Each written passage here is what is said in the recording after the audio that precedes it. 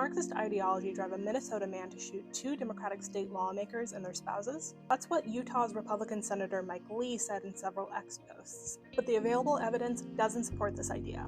Here's what we do know. 57-year-old Vance Boelter was arrested June 15th in connection with fatally shooting State Representative Melissa Hortman and her husband, and injuring State Senator John Hoffman and his wife.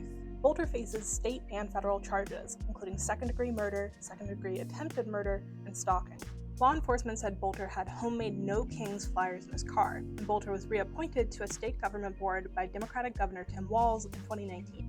This led prominent conservatives to speculate online that the attack was left-wing violence. But people who knew Boelter told news outlets that he is politically right-wing. His roommate said he had voted for President Donald Trump and opposed abortion rights. Well, everyone's calling him a Democrat. He's not a Democrat. He would be offended if people called him a Democrat. Law enforcement said that all elected officials that Boelter identified as potential targets were Democrats, but they also discouraged people from making sweeping conclusions about Boelter's ideology. Obviously, his primary motive was to go out and murder people. They were all elected officials.